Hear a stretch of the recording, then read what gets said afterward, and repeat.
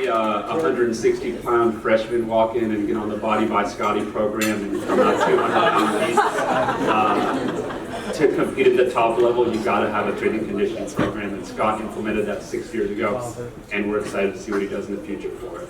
He's such a good asset to our program, so thank you, Scotty, for all your work in the future.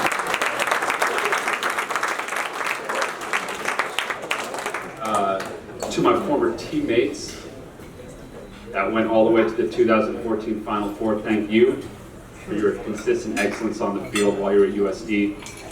You made sure that I made this commitment to continue building the program after I graduated, so I appreciate each and every one of you for your continued support. Thank you.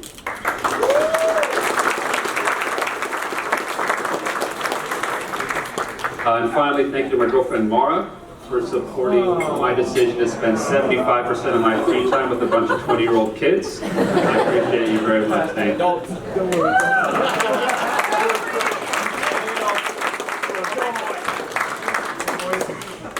So I didn't win an award tonight, guys. I know I said thank you to a lot of people. I didn't win anything, but maybe one day. A lot's going to be said about the inductees tonight, and I've said a bit as well, but I want to direct this next part to our current team. I think there's 30 of you in the house tonight. There are those among you who have the capability to get one of these Blue Jackets in the future and be in this Hall of Fame.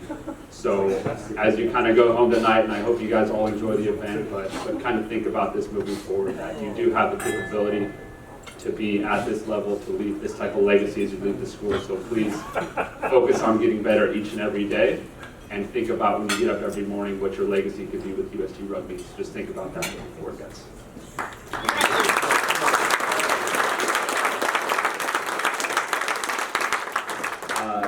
The strides we've made since I started here in 2010 have been huge. As Tony and Chris kind of touched on, there's a long way to go to where we want to get to, and we need the help of each and every one of you in this room. But I know the commitment of all of you, so thank you so much for your support, because we can't achieve these lofty goals we set for ourselves. It's going to take a hell of a lot of work, but I appreciate all of you for being here tonight and helping us get to that goal. Thank you so much.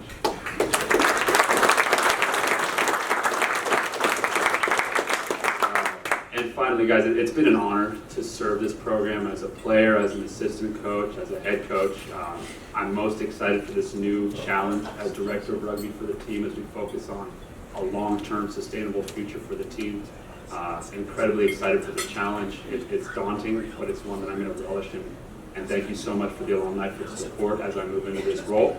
But with that being said, with this move, we do have someone new who we've brought on, who's going to handle our on-field operations for this season and hopefully for a long time moving forward.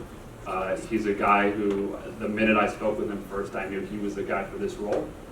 So without further ado, I'd like to bring up Charlie Purdon and say a few words.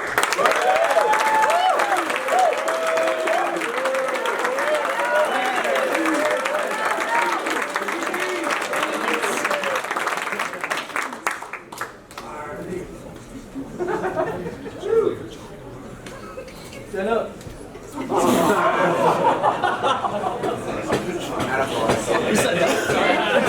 Dan, did you not get the step for me? Sorry about that, guys. Good evening, ladies and gentlemen. Thanks, Kev, for the flattering introduction. I do love a rugby dinner. First time I was ever asked to make a speech was back in boarding school in South Africa. I got up to the lectern, reached inside my blazer pocket to pull out my speech, and I've forgotten it under my pillow back in the boarding house. So I guess this isn't off to a bad start. My dad often tells me a story about an old South African rugby captain in the 1950s, a guy by the name of Henny Muller. He was nicknamed Die Windhond, which directly translates from Afrikaans to the wind dog, or the greyhound in modern English. He was evidently extremely quick, however he didn't speak very good English. In the 1951 Springbok tour of the UK, he was asked if he would say a few words after the post-match dinner with the local dignitaries in attendance. Much to the bemusement of his teammates, which led to one player asking Henny, "So Henny, what are you going to speak about?" In which Henny replied, "I'm going to speak about 2 minutes."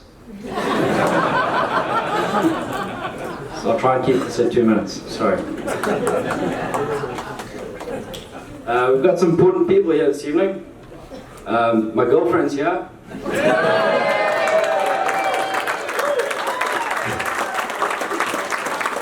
Georgie, if you would just stand up and say hello to everyone. Georgie is an MBA student at the USD Business School, and might I add that we met long before I started coaching at USD, just in case you guys get a few assumptions. And gentlemen, please don't scare her away. She's already quite terrified of rugby. I've got my business partner here tonight, and he happens to be a decent sevens player, Perry Baker.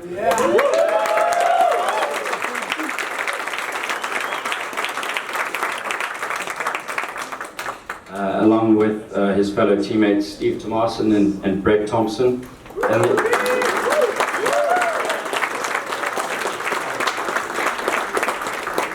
All three of these guys have actually come down to coach the boys, so we're extremely fortunate to have their expertise available to us, and we'd like to thank the alumni group for helping us with that.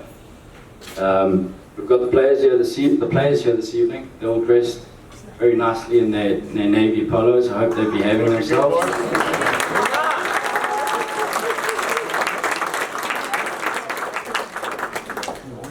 And most importantly, we've got the alumni.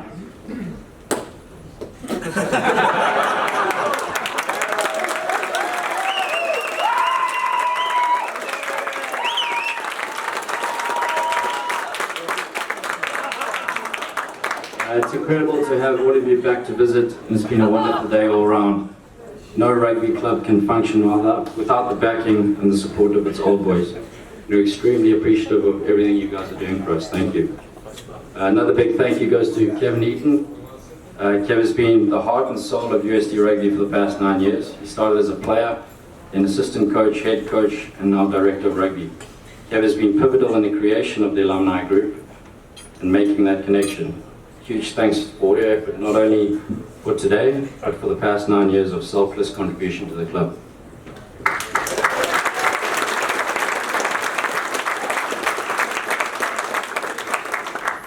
It's a very special night for Rob Affleck, Tim Clier, like Plier.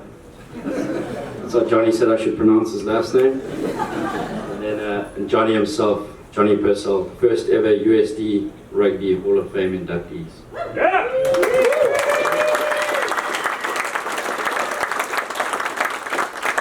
It was great to meet all three of you earlier today, and thank you from the bottom of my heart for creating this platform for our boys to succeed and, more importantly, grow as young men through the core values and principle of this game of rugby. It was quite surreal seeing Johnny line up at Fly today, playing against a couple of boys who picked up rugby ball for the first time a few short weeks ago for the club he himself founded 40 years ago. So that was just incredible.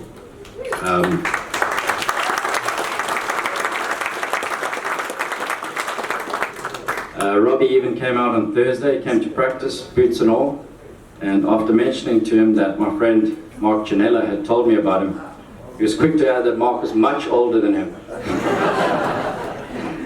Robbie, after seeing you play today, I'm personally inviting you to enroll in one of our many postgraduate programs and come back and play for us, please.